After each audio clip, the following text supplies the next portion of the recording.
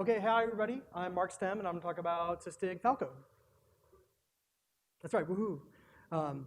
So we'll start with kind of an analogy based on home security, right? So if you think about the things that you have to protect your house from burglars and stuff like that, you have a bunch of stuff that's designed to protect the outside of the house. You know, you have locks on your doors. Hopefully you have locks on your windows. Depending on what neighborhood you live in, you might have bars on your windows. And so you might have cameras on the outside, and all that stuff is designed to make sure somebody can't get in, right? But that's not all you have in a security system. You also have stuff on the inside. You have cameras on the inside. You have motion sensors on the inside, right? So the two things are kind of designed for different purposes. You know, one is to protect them, make sure they can't get in, and then the other is to detect that they have gotten in, and now they're going for your safe or your wedding ring or something like that, right? And you really need both to have a good security system. You wouldn't be doing that well if you only had locks. You wouldn't be doing that well if you only had motion sensors, right? So you need both. So taking that analogy from home security and bringing it over to computer security, there's a similar kind of breakdown. So you have stuff that's designed to make sure people can't get in. You have passwords, right? Hopefully you have two-factor auth everywhere where you have passwords. Your software, you make sure it doesn't have vulnerabilities, which are basically the effect of having an open window that somebody can use to get in. You have firewalls that limit the network traffic that can come from the outside to the inside in very predictable ways that you understand, right? But you also need stuff to detect that an intrusion is in process and somebody has gotten past that first level of stuff, and now they're wreaking havoc and messing with all your stuff. And so that's really where Sysdig Falco comes in. It's kind of designed to detect that an intrusion is going on and it's something you need to take action on, okay? So Sysdig Falco, which is our open source thing, it's basically a behavioral activity monitor. It detects suspicious behavior, which is indicative of an intrusion. And the way it detects behavior is that you give it a set of rules that describe what the suspicious behavior is. So as the activity is going on, you match it against the set of rules. If it matches the rules, it gets declared to be suspicious, and then the alerts go out and the pages go off and the emails and all that stuff. If you're familiar with our other open source product, Sysdig, you'll be very comfortable using Falco. It uses all of the same filtering language and formatting language. So if you know Sysdig, you'll be very comfortable. If you're not, that's okay. We're going to talk about it. It has full support for containers, just like Sysdig does. So as you define rules, you can use the language of containers. You can say, hey, do something based on this container image or this container name, and all of that stuff works. Very applicable for us here at Kubernetes workshops. We can use Kubernetes terminology. So you can say, I want to define a rule, but only if it's in this namespace. And all of that stuff just automatically works. So we know how to talk to Kubernetes name servers or API servers and stuff like that. The open source product has flexible notification mechanisms. So you can you write to files, you can do syslog, you can send emails, because you can basically spawn a shell to do stuff. And so we'll kind of show some of that in the demo part. And it's open source. So hey, download it from GitHub, all that stuff, give us pull requests, give stars, all that stuff, Yeah.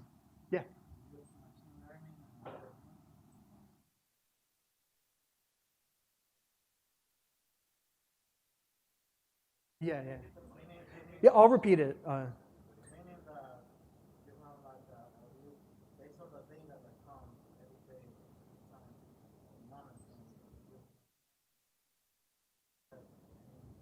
Yeah. So the question was, do you use machine learning techniques to basically craft what the rules are? The answer is there's nothing in the open source product that does that, but it doesn't preclude you writing something that writes rules. So. Or the rules already. Yeah. The rules are. You make the rules, or we make the rules? Yeah. So in the open source product, we have a pretty good rule set that we've been working on for a while. That tries to give pretty good coverage in a lot of different contexts. You can always write your own on top of that.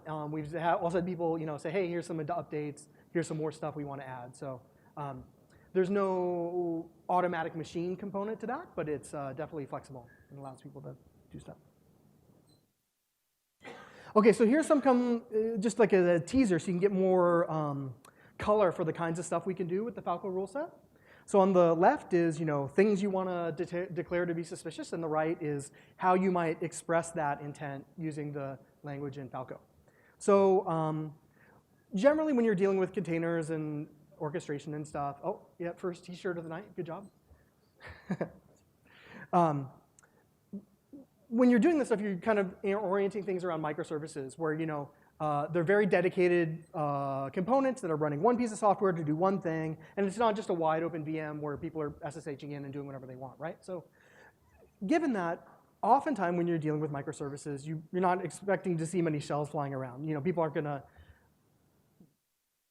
generally aren't going to log in and just do whatever they want like they might do on a VM, right? So if that's something you want to detect, the stuff on the right is the way to express that. You would say that the container.id is not equal to host, so it means you're in a container, and is the process name being run bash, or sh, naming your favorite shell here. Okay? So one thing that bad guys do when they get in is they often try to overwrite the copies of the binaries you already have on your machine. So they take bin ls and replace it with bin ls and send to botnet command and control thing, or something like that, right? Because they're trying to hide their tracks, and they're also trying to overwrite system binaries to make them do malicious things, right? So if that's something you want to protect against, here's the language in Falco to do that. You would say that the fd.directory is in, and then you give it a list of directories. And is it a write? Is somebody opening something for writing, and the thing they're opening is in one of these directories? Okay? Generally, if you're running your containers well, you don't have to worry about people breaking out of the containers. They're usually in their own namespace, and they have their isolated view of the world. But there are ways that, if you don't run it in the right way, that they can break back out. So they can actually run the sset ns system call and hop right back out to the host and then do whatever they want. Or in some cases, maybe you're on the host and you don't want people jumping into the containers to getting the visibility into those. So if that's something you wanted to protect, this is the way you would do it. You would say, is the event type set ns? Generally, events correspond to system calls. We'll get into that in the next slide. And is the process not one of the processes you expect to be doing that? Is it not Docker, or is it not Sysdig or Falco? So the dev thing is kind of like the overriding system binaries. Just other malware tends to put stuff in dev because it's kind of a mess of stuff and nobody really knows what's in there and you never know what's going on and it's coming and going. So it's a great place to hide stuff. So this is another way to detect that stuff. You're saying, is the event type create? Or the flags to open is ocreate or whatever. Is the process name not a list of processes you expect to be doing that? And is the directory below dev? And is it not one of the files you expect to be doing it, right? So this language is pretty flexible, and it's pulling information from lots of places. It's thinking about what's being opened, who's doing the opening, and where are they opening it, right? So it's a lot of different things all being put together. Yeah, you had a question? Based on Kubernetes technology. What you're displaying right now is daemon. Uh-huh. Deploy that. Thank you. In the Kubernetes environment, would you deploy this as a sidecar or as a daemon?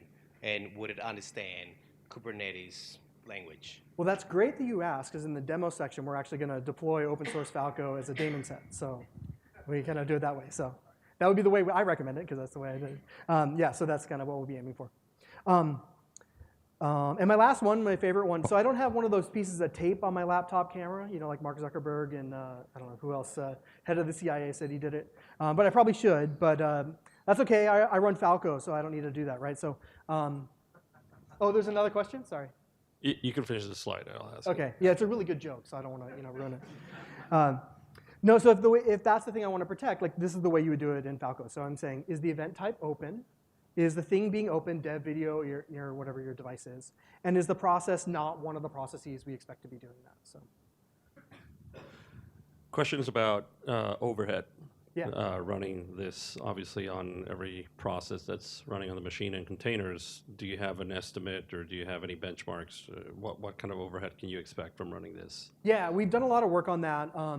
We have a commercial product for monitoring and stuff that uses all the same stuff. The budget that we have there for it is below 5%. So as long as you're using less than 5% CPU, we feel like we're okay. Falco itself is usually not even close to that. It really depends on the workloads. For the workloads we've seen, which are some pretty intensive stuff, it's a couple %. So we try to be pretty smart about it. Yeah, obviously the number of rules matters. Actually, I'll talk a little bit about it, about how we try to optimize like the rules that you run and knowing when you can skip some rules and when you can't. So, yep. Yeah. Yeah, just had a question about a quick example of how you would handle network ports. Yeah. Oh, how we do it? Or are you relying solely just on a firewall for? Well, no, we actually do have some rules in the default rule set that are designed for that. So what you would do there is, let's say you wanted to, let's say you had a MySQL container and you only wanted it to listen on 3306, right?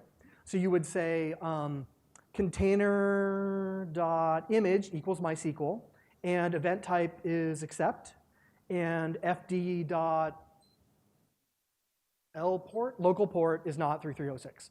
So if you see that, then that means anybody tries to open up anything else and listen, that would be a way to do that. So the language allows for that. Well, you're writing the rules, so you get to do whatever you want. But yeah. Yeah, we don't use, you mean like Etsy services by name? Yeah, I don't think we actually do it that way. But it'd be an easy syntactic sugar to throw on top.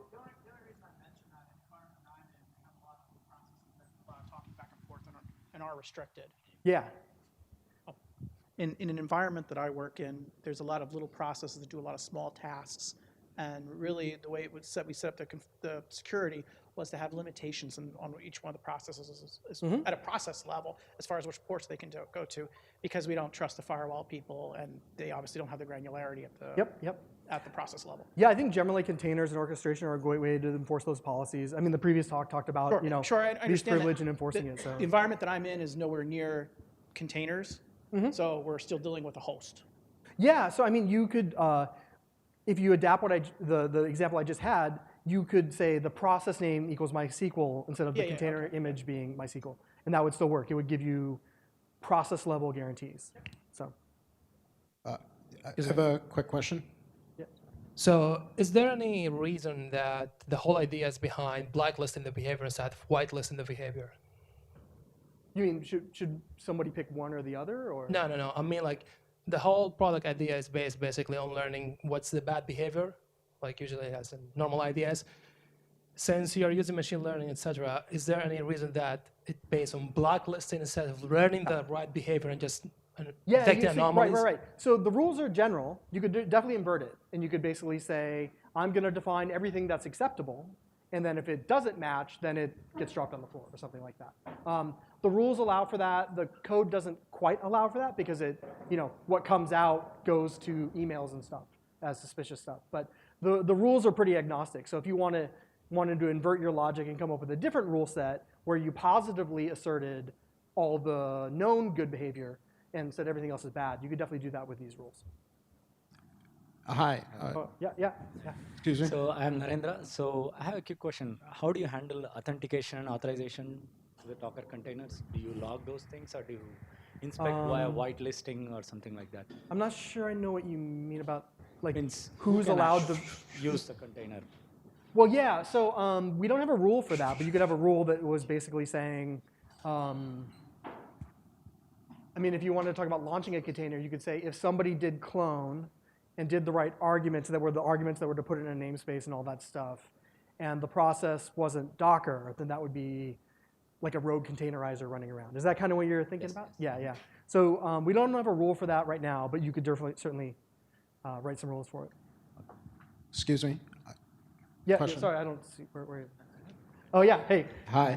How does this differ from, let's say, running SE Linux in learning mode or AppArmor or any of the Linux tracing facilities that are currently available? Does it hook into that or sit on top of it or integrate with it all? I think, so that's a good question. That's something we hear about a lot. We actually did a blog post where we talked about us versus SE Linux and stuff. So, I won't make you read that, but I'll give you a summary of some of the kind of stuff. So I think the SE Linux is more about the positive whitelisting than we are, because they're saying, here's all the things we know that these processes do, and then everything else gets dropped. So that part's a little inverted. We run at user space, they run in the kernel. I think our stuff's a little bit easier to use than SE Linux, just because I think it's not as fine-grained, because it has the concept of like people inheriting roles that give them very precise capabilities in terms of what they're allowed to do. I think you would probably be a little stretched to get exactly that level of granularity in the Falco rule set, but I think there's kind of maybe a sweet spot where for some kinds of stuff you could do stuff a lot faster in this than you could in like SE Linux. So do you require like a kernel driver? Yeah, so let me get to that. And so these are all great questions, but hopefully I can, I'll keep going and I hope I can answer more of them. Yeah. And luckily for you, I think it's on the next slide. So here we go. Okay, so here's kind of the architecture of Falco. We'll kind of go through the flow of stuff coming up from the kernel out to basically emails. We'll kind of show what happens, right? So it all starts with a kernel module. We have a kernel module. It's actually the same kernel module we use for Sysdig that sits in the kernel and taps into the stream of system calls on the machine. So for every system call that happens, the kernel module picks it up and basically sends it up to user space. We have a little like shared buffer deal, okay? So we're seeing all the system calls for everything on the machine, whether it's in a container, whether it's local, so we're seeing a pretty rich source of the activity that's going on a machine, okay? So that's kind of a stream of system calls. Once we're in user space, we have libraries that basically take the system calls and add context to them. So we basically say, okay, well, this is an open, and I know what its thread ID is, so I'm going to attach the process name to the system call and make it an event. So it wouldn't be an event, but now we know what process it was because we know what thread ID is. We also know what session it is because we can look up the thread table. We know what user it is because we can see who's running it. This is the part where we add container information. So we say, we know that this container is running in a non-default namespace, so we'll go figure out that it's Docker. We'll go talk to the Docker daemon if we need to, or just figure it out directly from the namespaces and C groups. And we'll figure out what image it is, or what container name it is, or is it running privileged, or what mounts does it have, and that kind of stuff. This is where the Kubernetes stuff comes in. We talk to Kubernetes API servers, get all of the information and the metadata about the namespaces, the pods, and deployments that are running, and we annotate the system calls as they come in and turn them into these events. So we have the stream of activity from the whole machine, and now it's turned into a rich tagged set of activity, okay? Once we have the stream of activity, now we go into the filters. So we'll get into some more details about what the rules are, but they, one part of them is basically a filter against the stream of events, and anything that matches the filter gets declared to be suspicious, okay? And you've seen some brief examples of that, right? So the stream of events come in, they get matched against the filters, and if they match one of the filters, it gets declared as suspicious. The next part is the alerting stuff, and this is where the rules come in play again. We take the event and decide what text to put in the alert. And it's a mix of text and then very detailed stuff that comes from the event. So you can say, hey, I know what file they're opening, and I'll tell you what it was. Or I know what container they were in, and I'll give you the container ID. Okay? And we'll give some examples of what that is. And now you know what message to send, and then you go send it. So we can send to syslog, files. You can go to the console if you run it in the foreground. You can just run shell scripts. So then from there, it's a launching off point to lots of stuff. So here's what the rules look like. Generally, it's just like a YAML file. We try to be pretty smart about like code reuse. So we have some things like that allow for dryness. So we have macros, which are basically little condition snippets that you can kind of plug and play. So an example is this binder macro that's just saying like, okay, I might want to do lots of things related to binary directories, so I'll define it in one place. Then I can just refer to it in later macros or rules or so forth. We have general lists. So if you go look at the default rule set, there's lots of lists of programs, of like programs we know that spawn shells. Here are the programs that we know deal with package management. Here are the programs that are databases, that kind of stuff. So we have lists that you know, just like the macros, you can plug them in lots of places. And then the rules, this is like the meat of it, right? So every rule has a name. We use that kind of for accounting, and so you can keep track of what rules are going around. Every rule has a description, just in your own words, 40, tweet size or less, explain what the rule's for. The condition field, now this is the important piece. This is basically, if you're familiar with Sysdig, you could basically just take the condition field, put it on the Sysdig command line, run it, and then it'll show you what matches, okay? This is the filter that gets applied to every event, and then anything that matches the filter gets declared to be suspicious. The output field basically tells you what message you want to send. You can see, obviously, it's a mix of plain text. These percent things are basically templated items that get filled in from the event. So when an event matches the filter, we go through this output thing, and we say, OK, well, we found a percent thing, in this case, username. So we're going to say, for this event, what's the name of the user that owns the process that's doing the file open? Command line, I'm going to say, what's the command line of the program that did the open? That kind of stuff, OK? And then we have priorities, because everybody's got to have like 8 priorities that you only use 2 for. So, and we talked about all this stuff. Just remember, there's macros, lists, and rules, OK?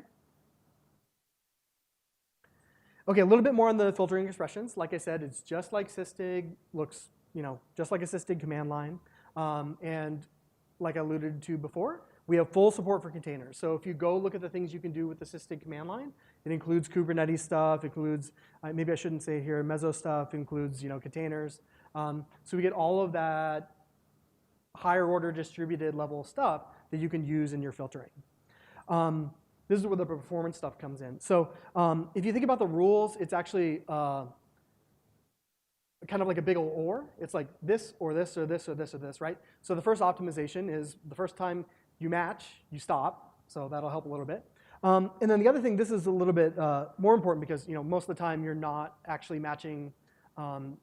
Most of the time you won't match any of the rules because most of your activity is not suspicious. So you have to make sure you're smart in that case as well. So we have some optimizations that we do to make it a little bit more efficient. And that imposes some requirements on you if you want to take advantage of them when you're writing rules. Every rule has to contain an event type. So you have to have some kind of filter that says what specific system call is related to this activity. So when you're thinking about like network activity, you have to decide, do I want to capture the accept or the connect or the read or write or so forth. So you have to think about what system call that you run on it. As long as you do that, we have a pre-filter that basically takes the event type as it comes in and does a quick like knockout phase where we only include the rules that are associated with that event. So it's kind of like a hash table lookup to find the rules that matter. Usually it's a small subset of all the rules, and then you go through the rules. Also, when you write the rules, try to write the thing, if you have negative conditions in your rules, put them at the front, because we go left to right as we're evaluating it. So if you can, if you have a list of programs that are acceptable, put that earlier, because for the programs that aren't that, you'll stop evaluating the rest of the stuff later. Okay? Okay, so alerts and outputs. Once an event comes in and it matches one of the filtering expressions, it results in an alert. And we talked about what the output field was and how it's that mix of plain text and the percent things. We have a separate config file. So we talked about the rules file, right? But we also have a separate config file that just basically says, where do the messages go? So do you send a standard output? Do you send to a file? What file do you send to? Do you spawn a shell? If you spawn a shell, what command line do you put in there? Okay? And so the shell's a pretty powerful one because you can do lots of general stuff with it. So you can send emails. In one of the demos, I'll show posting to a Slack webhook. So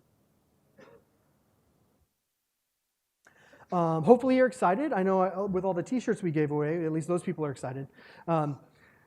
Wait till we get to the demos, that'll be even more fun. So there's, we package it up in all the normal ways. You can get Debian packages, Red Hat packages. If you're lazy and you don't mind running shell scripts that you downloaded off the internet as root, you probably shouldn't do that, but you should probably download it and then look at it and then run it. So do that. Or it's SSL, it's fine. It'll be fine. It'll be fine. We have an all-in-one script that'll do that for you. It'll set up the right. We have our own Debian and Red Hat repositories that are out of stream, so we can update them more quickly. And so this will just set all that stuff up for you. And we're you can run it in Docker. We have everything on Docker Hub, so you can download it, and we'll kind of show some of those examples as well. And you don't have to copy this stuff down. Don't worry. It's all on our GitHub wiki, so it has all the instructions. And then when it's time to run it, you can run it as a systemd service. So just service Falco start. It'll daemonize itself, run in the background, send a syslog, check out syslog and see what's in there. If you want to run it in the foreground, you can. Just sits there in the front and print stuff to standard out. It'll also do it to syslog by default. Okay, there'll be a quiz for the first person who can recite the entire Docker run command line. We'll give you like 2 t-shirts for that. But don't worry, it's the reason the command line is so long when you run it as Docker is we actually have to pull a lot of stuff from the host into the container so we can have that host level visibility. So that's why the command line is so long. And like I said, it's also on wiki on GitHub. So, all right, let's do some demos. All right. So, oh yeah, questions. Yeah. Your name and company? Daniel and no company. Yeah. Does it work with containers without operating system? Without the what? Operating system, like Golang without operating system. I mean, does CoreOS count as no operating system? I don't know. Like, no, inside the container, there's no operating system. Oh yeah, well, so when you run it in a container, you actually give it a bunch of mounts into it that give it visibility from the host. No, so, I mean, can you monitor something from the container without operating system? I don't think that would work because we even if you skipped the other stuff, we have a kernel driver and we have to run that on the host machine. So without that, I don't think you get the stream of events, and then you wouldn't be able to do much from there. So okay, thanks. Yep. Okay. Yeah. Well, so here's a teaser, but we'll just like jump into it. That'll be more fun. Okay. So the people in the back, how is it? Is it all right? You can squint hard enough to make it visible? Okay. So the first thing we'll do is we'll just run Falco by itself. So this is the big, long Docker run command. As you can see, I cheated because I had it in my command in my terminal history. So it's just downloading from Docker Hub. It actually builds the kernel module on the fly to match your kernel because all the kernels are different. So now it's all running, and it's just waiting for us to do stuff, right? So let's do something easy but really stupid. Let's just try to write to a file below bin, right? So we'll do bin hack. So we're going to try to write to a file below bin. So we did that, and Falco noticed it, because one of the rules that we have says, is it an open, and is it a file below bin? And if it is, send a notification. And so it fills in the details about what command it was, who the user was, and what file was being written. Okay? Move up here. Okay, so let's do something a little more interesting. Okay, so let's say you have some, did you have a question? Or? Oh, okay. Let's say you got, I don't know, you got something where you're running Python, right? So Python's great, everybody runs Python. And so we'll get some Python running. We'll run it in a container just for ease of use. Python's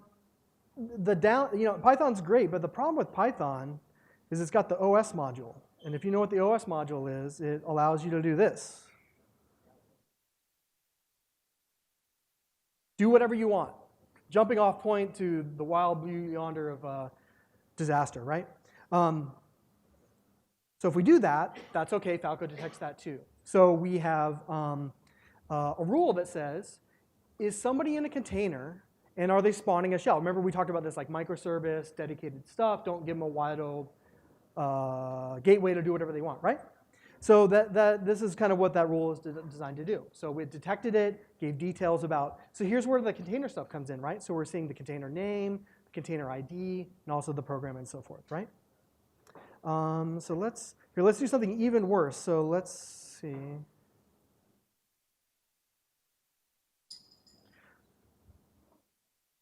So let's not just get the list of users from Etsy password. Since we're root here, let's get Etsy shadow. it's Etsy shadow on the container, so it's not really so evil. But maybe they mounted it in or something horrible.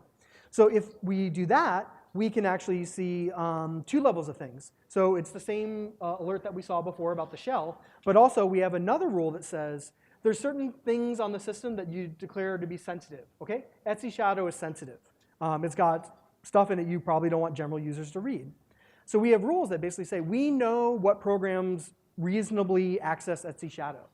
And so therefore, if you're not in that list, you're suspicious. So we have a rule that says, hey, Python isn't generally supposed to read Etsy shadow. Maybe if it's like Ansible or something, but we actually have tricks for Ansible for that. So we have another rule for that. Okay? Let's see, what was I going to do next? Okay, yeah. Okay. So I've been kind of going hodgepodge around finding suspicious stuff. Maybe you're wondering like, hey, can I do all the bad things at once? Is there something like Chaos Monkey that'll just wreck my system and show off all the capabilities that we have in the current Falco rule set? Well, great, good news. We do have one of those. We basically wrote a sample program that just does a bunch of horrible things. And we packaged it up in a container so you can do a bunch of horrible things in your container. So you can wreck your container and then throw it away so you don't have to worry about like removing bin ls on your host, right? So let's just run the horrible thing. Well, we'll just run it with dash help first to give you like a teaser of some of the stuff you can do. So it's got this little dash A action, right? And so you can just like name the actions and the bad things you want to do. Like, hey, go right below bin, right below Etsy, read Etsy shadow, fork yourself, pretend to be MySQL, and then spawn a program. Fork yourself, pretend to be LS, and then open network connections, right? So all these like evil things that you can do. And so this is on Docker Hub. If you just want to play with it, you can just get that up and running and give yourself a lot of visibility. So just for fun, let's actually run this in Kubernetes, okay? So we'll do, so here, I'll just show you.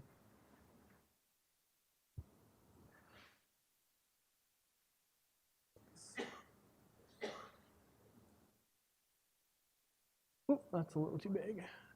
Yeah, so good. So I get a little Kubernetes set up here, nothing running in it so far. So here, I'll actually just show you the files that we got. So we have a deployment. So we're going to run one copy of this Falco event generator on my cluster. We're just going to run one copy, okay? And then we'll run Falco, and this is the daemon set part. So we're going to run Falco as a daemon set. If you don't know what daemon sets are, they're basically, I want to guarantee that one of these runs on every box. So unlike deployments where it can move up and down, it doesn't really give you an affinity guarantee. This is basically run one on every box, okay? So we're running this as a daemon set, and then there's some other command line arguments here that I'll describe. So these dash K options and dash big K and little k is basically the part where we're going to pull information from the Kubernetes API server. So we're going to run as a daemon set, but talk to the API server and get visibility into all the things that are running in the orchestration environment. So that's going to allow us to annotate all of these activities with like the pod and the namespace and deployment and so forth, okay? And we're also giving it arguments that basically are going to allow us to post to a webhook, okay? So we have a public Slack channel, and we've got a channel in there called Demo Falco Alerts, okay? So we're going to just sit here and get everything running and then come back here and kind of see the stream of badness go by. Okay, so first we'll get the evil event generator going.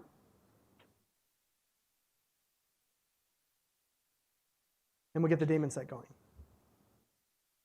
So going back here, unless I broke everything, we should see everything running. So we got the Falco event generator. Make it a little smaller. We got the daemon set running. So now we got both of these running. Remember that the event generator is wreaking havoc on my clustered system. So now you can see the stream of events coming to the webhook. So it's detecting all the bad activity. It's adding Kubernetes information to it. So that's this part that's like the K8S. It's going by so quickly I can't stop it. OK, this is like the KAS pod. So we're taking the system calls as they come in, figuring out what process they are, figuring out what pod they are, and putting that in the messages that you get. So it gives you a lot. It just gives you a lot more visibility into kind of where it is on your system. So, you had a question? Yeah. So you're assuming that the Falco process is running on all the pods in the cluster, right? Yeah. What happens if it's not running? Move a container from one machine, right? Yeah. So if you only ran Falco on some of your hosts, you would only have visibility onto the host where you're running. That's why we do it as a daemon set that allows us to run everywhere. So it doesn't validate that the pod is running the Falco process before moving the container to the other machine. well, since it's a daemon set, it runs on every host. So it doesn't quite move around like it would. Let's say I add another host to it, right? So let's say a host goes down and you add another host now. So Falco is not going to be running on that. So now that's part of the pod, right? I'm not sure, but I think it does because that's what the daemon set allows for. So if you add a node to your, I could be wrong, but I think if you add a node to your cluster, it'll just launch one up on there. Okay. I think so. You're right. Yeah, okay. Yeah. Okay, so we're doing pretty good on time, but we only have a couple more demos. So what else do we want to do? Oh yeah, okay, so this is the world's worst REST API, okay? So, but maybe that's tough. Maybe you could this one's really bad, so okay. This will be a test, like, let's see, have you ever written one this bad, right? Okay, so I'm a junior developer. I won't get any more. I'm a junior developer, and so I wrote this little like Node Express application, and I'm really lazy, and I don't want to write all these endpoints for my REST API that are like write files or read directories or something. So I'm just going to make like a run something endpoint. Okay, so I'm just going to make API exec blah, and I'll just run blah. I mean that's awesome, right? Because I can do whatever I want. You know, look, one endpoint I can do everything. So you know. Luckily, my boss isn't here, so he would have fired me by now if I had done that. But so let's show what happens with the world's worst REST API. Okay, so let's run up here. Get Falco back running. Oh wait, here I gotta delete. Did I delete these things? Don't remember.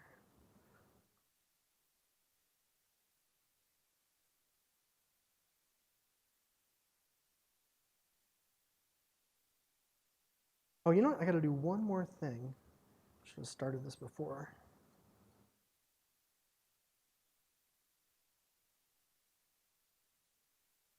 Just thinking ahead to later in the demo. Okay, so here, up here we'll run Falco. Oh no, actually, you know, I have all this in a Docker Compose. That's right. So a lot of these examples I actually have on GitHub, so you can check them out. Falco examples on GitHub. We've got READMEs and everything, right? So this we've got set up via Docker Compose. So in the Compose file, we're just starting that Express server that had that app that I had, and we're just going to run a copy of Falco alongside it, okay?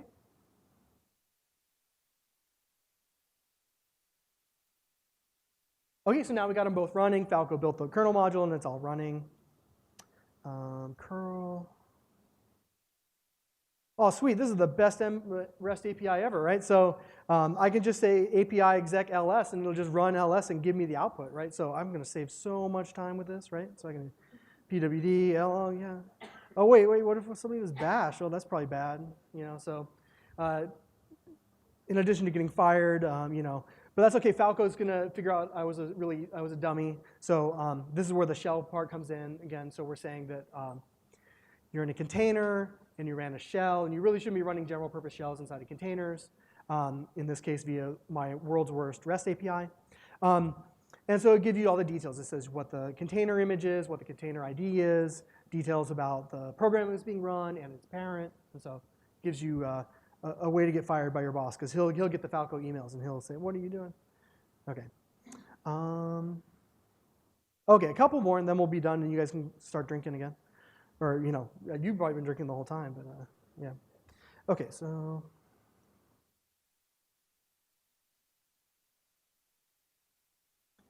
Okay, so getting into more like container-specific stuff. So the last talk talked about a lot of best practices for containers. Definitely a robust process for enforcing that stuff is really important. I just wanted to give you a little teaser about some of the ways you can enforce that stuff at the Falco level. Okay, so if you're familiar with containers, here, let me just get Falco or Docker or Falco running. So you can run containers in privileged mode. What privileged mode means is it's kind of a general purpose way to sidestep a lot of the isolation mechanisms that Docker gives you. So it basically says, don't apply a filter about the system calls they can run, allow them to have access to things on the host that it would otherwise not have access to. Sometimes it's necessary.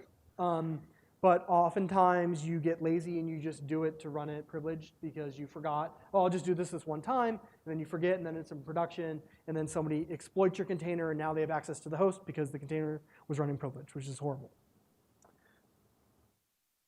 So if you do that, with Falco, we'll save you from yourself.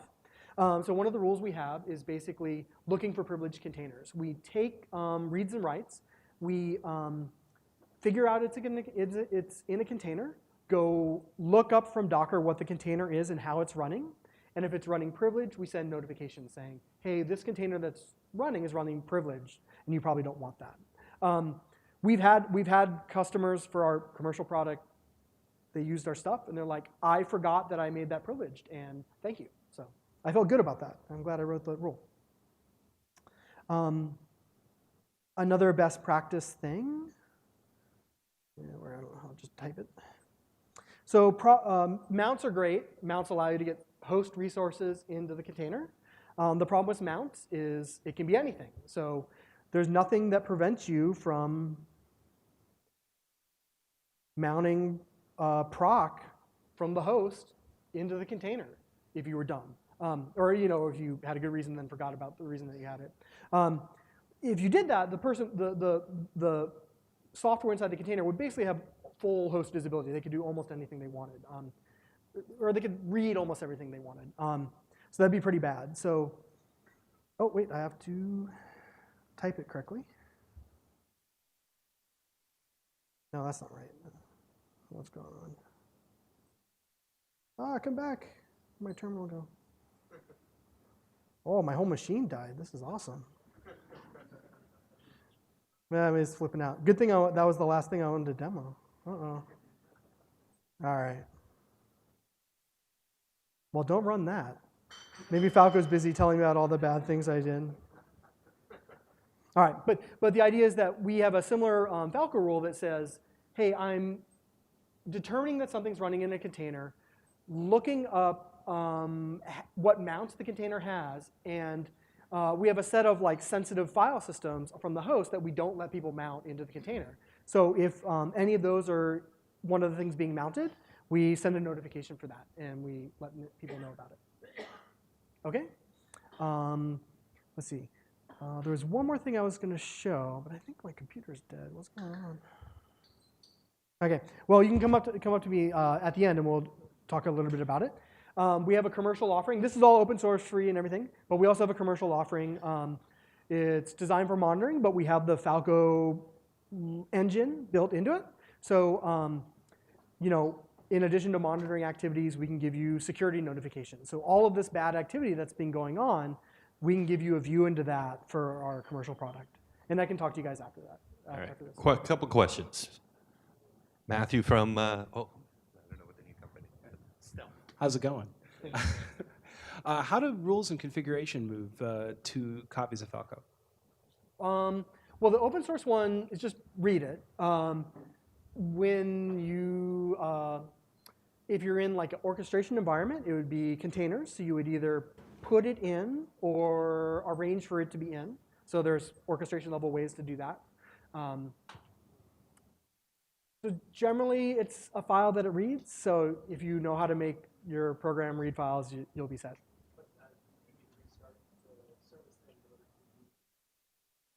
Oh yeah. The open source thing. The open source thing just reads the file and you have to restart it. In our commercial thing, we have auto restart type deal. So. Yeah, go for it. Go ahead. Excuse me, one more question. Yeah. Oh, you gotta plug this in. Okay. Thank you for very interesting stuff. Sure. What about a language for rules? It's some kind of domain-specific language or something like that.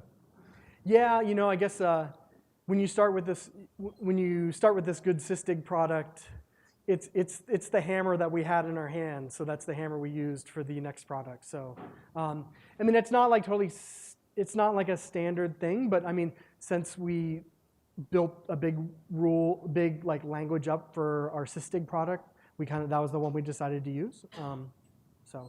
Well, there isn't anything proprietary in it. So if other people want to use these language, they certainly can. So did you have a language in mind or? How simple or how complex to extend this rule set? Is it possible at all? Oh yeah, it's not that hard. I mean, my cop-out answer is it's open source and we accept pull requests. So, but I know about open source. Yeah. So. No, but my less cop-out one is in the open source Sysdig product, we have these things called chisels, where you basically write a little Lua program that kind of gets you build a little state machine up. We've always wanted to extend that into Falco, so I think that would probably be where you would allow for extensibility. So. Thank you. Yeah.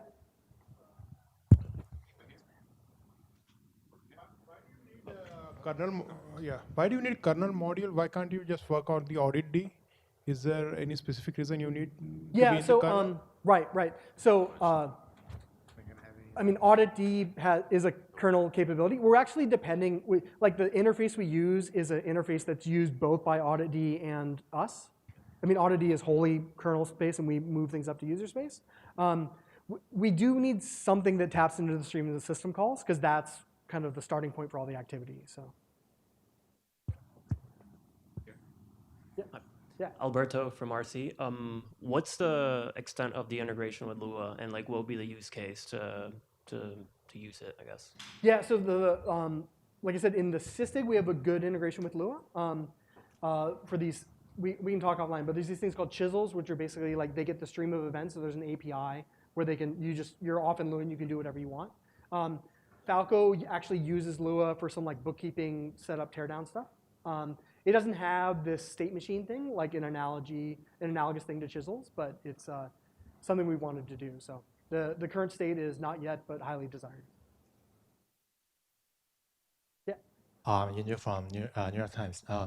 So in your kernel module, do they send everything, every system call to your user space filter, or yeah? Yeah, it's almost every system call. We do have an initial filter where we thought about the system calls that were both in high volume and low utility for us. And we actually filter those out. So we actually don't do reads and writes, because we can do everything we want with the opens and the accepts and so forth. Right. So currently it's like alerting suspicious activities, but not stopping them by the kernel module. Yeah, the kernel module is only pulling up the data. You have shell scripts, so you could do stuff if you wanted. So. Okay. Yeah. Thanks. Yep. Anything else? Oh wait, yeah. 1 second. Sorry. Sorry. Past the. Is the filtering completely on the fly, meaning I can go in and change the filtering while it's running? Say, case in point, I'm getting a lot of trying to find a needle in a haystack type of thing. I just want to get rid of all the hay. Yeah. And is that an on-the-fly, completely independent thing that the daemon just can handle, or does the daemon have to be restarted, or some special command? Yeah. So he was asking the same thing. Yeah, I didn't quite hear the. Oh yeah, the answer is you have to restart the daemon, but restarting the daemon is pretty quick. In our commercial offering, we have auto restart type deal. So. Yeah, so you just have a simple restart that gets past like most daemons, or? Oh, you mean like system D? Yeah. Service policy, Falco restart, and it'll take care of it. Isaac Aprenda. Thank you. Any interest or experimentation of integration with existing things? Like somebody asked before about SE Linux, or somebody who has a rich set of seccomp rules. Anybody doing any kind of translation of rules or something that you can leverage both? Not that I know of. I mean, I think it would be a great thing because, we have a pretty good rule set, but we haven't been doing it as long as SecComp has, and I wish we could just slurp it all up and spit out Falco rules that did the same things. It's tough because like SecComp is so much more multi-dimensional. It's hard to figure out which dimensions to collapse and make sense. But I think it's a viable, possible thing to do. I just haven't done it. Yeah. So does Falco actually validate the OS? So for example, if there is like the hack file already existing on a particular Linux server, does it actually say, okay, this server has already been compromised? Yeah, so it's a behavior monitor. So you have to see the behavior. So if Falco was off and then somebody came in and did a bunch of bad stuff, it won't detect that after the fact. So if you're familiar with systems like Tripwire or traditional intrusion detection systems where it's snapshot, snapshot, snapshot, it doesn't do that kind of diffing. It's a look at the behavior and use that. Sure. I don't want to eat up your lightning talk, so maybe like a couple more and then we'll. Okay, so it's a question about the number of events more Sysdig handles. If you loaded up basically some production containers and see how many events per second the actual kernel module is able to handle before it's basically starting to drop events. Yeah. Oh, you mean what's the limit? Yeah. Yeah. What did you? Like I said, we've done pretty good stuff. We tried a bunch of benchmarks that are pretty resource intensive. They're usually running on my laptop, which is not so good. So I have a lower hardware ceiling than you might realistically have, and we've done a pretty good job. We try to be also very paranoid. So if we see the CPU usage going up, this is more of the commercial thing. We actually subsample events to make sure that you won't have it overwhelming your system. So we do have a lot of safeguards, but I think in most realistic workloads, we use very little CPU. Okay. Thank you. One more? Hold that. Do we use all the T-shirts? Oh, wow. You have to ask me questions in person afterwards. So. Sorry. Graham, and no company currently. The question was, so you used it on your Mac to monitor your camera.